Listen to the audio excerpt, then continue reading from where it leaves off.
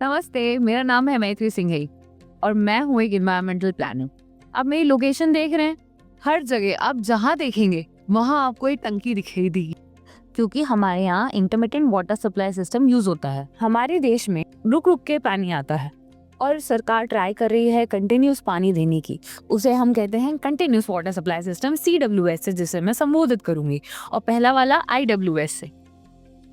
तो मैं आपको ये अवेयर करवाना चाहती हूँ कि कंटिन्यूस वाटर सप्लाई सिस्टम के कितने सारे बेनिफिट होते हैं, और आपका सपोर्ट अगर रहेगा सरकार के पास, इम्प्लीमेंट बहुत इजीली हो सकता है। 24 घंटे पानी देना, प्रेशराइज पानी देना, सिर्फ यही बात नहीं है।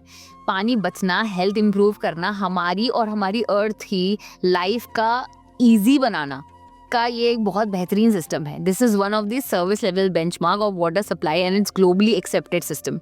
इन्वायरमेंटल बेनिफिट्स की बात करूँ तो अयोध्या प्रोजेक्ट में 347 tonne carbon dioxide emission annually reduce हुआ था। It saves 1.35 hectare of the land required for constructing service tanks and prevented water leakage, contributing to the healthier ecosystem.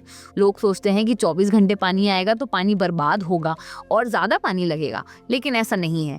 Karnataka की सिटी हुबली एंड द्वारका में उतना ही पानी लगता है जितना IWS सिस्टम में लगता है। ये देखा गया है कि जब ड्रॉट आया था 2015 और 18 में, तो हुबली में जो IWS वार्ड्स हैं उनको ज़्यादा दिक्कत हुई थी रादर देन CWS के वार्ड्स को।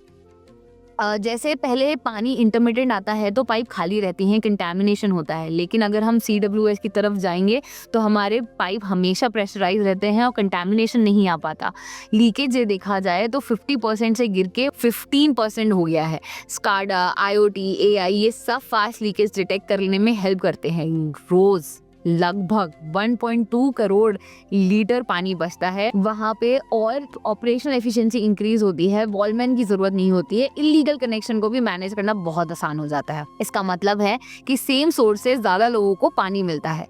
और आप जानते हैं ग्राउंड वाटर रिचार्ज बहुत इजीली हो जाता है। क्यों? क्योंकि हमें जब म्यूनिसिपल रिलायबल होती है तो बोरवेल की डिपेंडेंसी कम हो जाती है, प्राइवेट पंपिंग कम हो जाता है। इसलिए स्टडीज देखी गई हैं कि लॉन्ग रन में पर कैपिटा वाटर कंजम्पशन भी स्टेबल हो जाता है। ये चंडीगढ़ की कोटिंग कर रही हूँ मैं। और इसमें हेल्थ और डेली बेनिफिट्स में भी बहुत फर्क पड़ता है। इंटरमीडिएट सप्लाई में सबसे बड़ा प्रॉब्लम स्टोरेज का है। हम स्टोर करते हैं वाटर, पानी जो है बकेट्स में, किचन में, वॉशिंग मशीन के अंदर, छत के ऊपर, इधर उधर, हर जगह, जो कि हमारी स्पेसेस को ऑक्यूपाई करता है। फिर कंटेनर अगर हमने साफ नहीं करवाया तो उसमें कंटामिनेशन होता है। बारिश के मौसम में हमें खराब पानी मिलता है, डायरिया, टाइफाइड जैसी डिसीजेस बढ़ते हैं।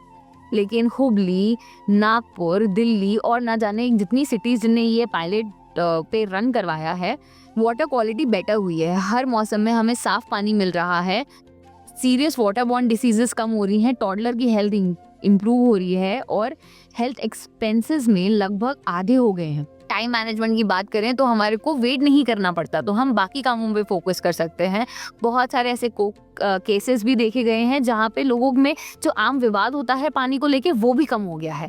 और IWS में रियल कॉस्ट अगर देखी जाए तो हमारी जो एक्स्ट्रा पैसे लगते हैं प्लस वाटर बिल, वो होता है, मतलब जिसे हम कोपिंग कॉस्ट कह रहे हैं, कि टंकी खरीदना, मोटर चलाना, बिजली का बिल, RO का फिल्टर, मेंटेनेंस, जो कि लगभग आपकी नॉर्मल इनकम से बहुत ज़्यादा रहता है। अगर हम कंटिन्यूस वाटर सप्लाई सिस्टम को अडॉप्ट करेंगे तो हमारा टाइम और हेल्थ, ये सारी चीज़ें तो ठीक होंगी ही होंगी, पर लीकेजेस कम होंगे, उसमें लाखों रुपए बचते हैं। Energy saves over 24 lakh rupees, avoided land acquisition saves money, infrastructure planning better होती है। कोयम्बटूर ने 60% से ज़्यादा रेवेन्यू जनरेट किया, मेडिसिन का बिल कम हुआ। तो सिस्टम स्ट्रांग होता है तो हाउस होल्ड का बर्डन कम होता है। बेस्ट पार्ट इज कि जब वाटर मीटर होने से जितना हम कंज्यूम करते हैं उतना ही हम पे करते हैं। So now I leave you with one question. Simple सा आंसर है, बस लास्ट फॉर्म के हम पड़ाव पे आ चुके हैं। And thank you so much in advance for taking time and helping me in my research. Bye bye.